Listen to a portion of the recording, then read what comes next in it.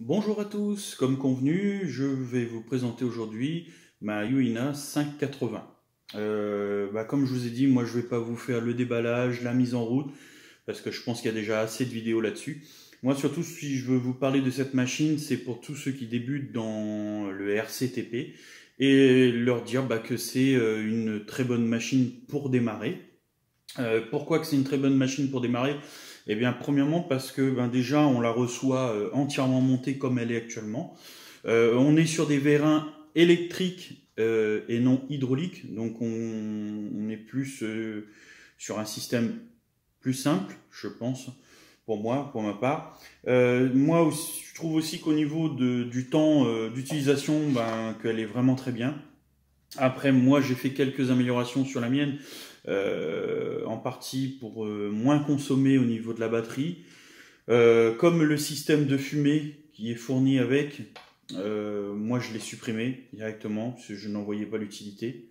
Ce qui laisse la possibilité de brancher autre chose dessus, comme un gyro ou tout autre type d'accessoire qu'on voudrait mettre en route avec la pelle. Les batteries, moi je l'ai acheté, elle m'a été livrée avec deux batteries. Donc ça me fait la journée quand elles sont bien chargées.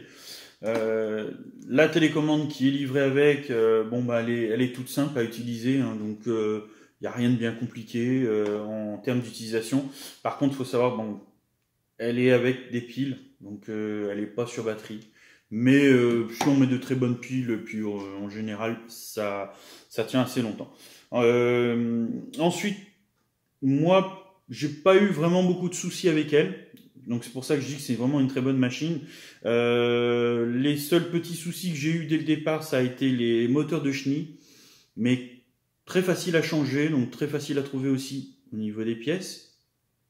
En accessoires aussi, c'est assez facile à retrouver aussi tout ce qui est accessoires. Donc là en particulier, je pense qu'on doit l'avoir. J'ai un accroche rapide pour les godets avec la machine.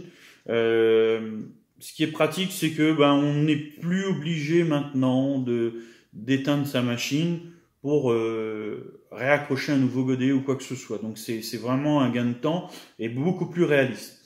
Ce que j'ai fait aussi, j'ai supprimé le son, parce que moi personnellement c'est mon avis, mais le son ne reflète pas du tout une vraie pelleteuse. Au contraire, il devient même désagréable à l'utilisation. Donc identique, j'ai supprimé aussi directement le son avec la machine. Ce qui fait que maintenant je me retrouve quand même avec beaucoup de choses qui ne consomment plus du tout au niveau de la batterie, et ce qui permet de vraiment bien tourner. Ensuite, moi comme amélioration, ce que j'ai fait, ce qu'on peut voir aussi, c'est au niveau de la déco. Donc c'est une machine qu'on peut décorer assez facilement. Et pour ma part, moi je l'ai passé en couleur Hitachi, la mienne. Et j'espère qu'à l'avenir, que je vais pouvoir changer les deux vérins des bras et passer sur des vérins beaucoup plus puissants. Et je ferai d'ailleurs une vidéo pour montrer le changement que j'ai fait sur les bras. J'espère pouvoir gagner sur le fait quand la machine va creuser, en creuser encore mieux. Faut savoir aussi que c'est une machine qui creuse plutôt bien. Je m'attendais à ce qu'elle fasse beaucoup moins que ça, et à la finale, si. Faut savoir que lorsqu'on est sur un rassemblement, en général, la terre, elle a été bougée, donc ce qui nous permet quand même d'avoir une terre facile à travailler avec elle. En extérieur, pour ce que j'ai pu utiliser dans le jardin, elle va creuser, mais elle va pas non plus y aller comme un bourrin. Tout ce qui est terre tassée, elle va pas y aller du tout. Les cailloux tassés du 0,20 par exemple, non, faut vraiment qu'ils soient en tas et puis qu'on puisse les prendre assez facilement. Voilà. Mais ça reste quand même vachement agréable. Pareil pour ceux qui veulent l'utiliser pour tout ce qui est grumier, le bois. Il y a une pince qui est livrée avec, donc ça c'est génial. Le marteau piqueur qui est livré avec, il n'est pas top.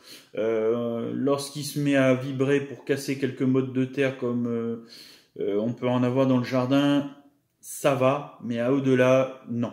Et même les modes de terre, eh ben, on a tendance à avoir un mouvement qui va se reporter dans toute la machine, donc ce qui est pas vraiment très agréable. Donc plus une machine, je pense, grumier et vraiment prendre de la terre qui a déjà été travaillée pour charger. Là, par contre, c'est plutôt pas mal, je dirais même plutôt très bien. Par contre, pour charger des camions Tamiya en 1/14e de type Ben, moi je conseille, pour que ce soit plus agréable, eh bien de la monter sur un talus en hauteur pour que on surplombe la benne et que ce soit plus facile à charger. Voilà. Pour ma part, sur celle-ci, donc comme je vous ai dit, j'ai supprimé certains éléments, mais j'en ai modifié aussi. Donc on a, là je pense que vous allez le voir, c'est au niveau des chenilles, on a des chenilles qui vont être beaucoup plus relâchées. Donc c'est une modif très simple, il y a un ressort à l'intérieur, ce ressort est très dur. Il suffit juste d'en mettre un beaucoup plus souple et aussitôt, là vous voyez, vous pouvez le voir, là j'arrive à le bouger très facilement avec les mains comme ça. Et puis c'est beaucoup plus pratique aussi lorsqu'on doit faire des démontages et de devoir accéder à ces parties-là, de mettre un ressort beaucoup plus souple. Et il y a plus de réalisme aussi. Le moteur de tourelle, pareil, je l'ai modifié aussi. J'ai modifié le mécanisme de tourelle et le moteur de tourelle, les deux. Le mécanisme de tourelle et le moteur de tourelle, c'est pareil, vous pourrez les retrouver sur les différents sites d'RC. La machine aussi, sur AliExpress, Amazon ou tous les autres types de magasins RC. Donc on avoisine entre les 600 et voire moins. Donc ça reste raisonnable. Moi je pense que c'est raisonnable au niveau du tarif. Donc voilà. Donc voilà, c'était la vidéo pour vous la présenter et puis vous la conseiller à vous qui débutez. Et puis je ferai d'autres vidéos sur les autres camions que j'ai. Donc je pense que la prochaine vidéo ce sera sur le MAN.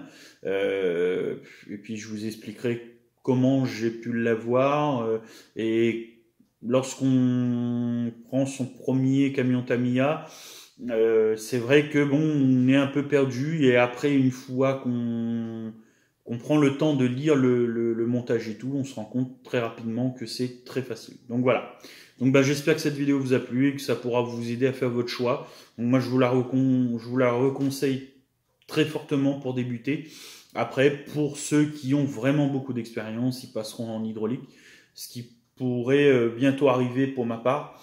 Et puis comme ça, en même temps, je pourrais vous la présenter et vous dire sur quel modèle je suis parti aussi. Et voilà. Merci beaucoup, au revoir.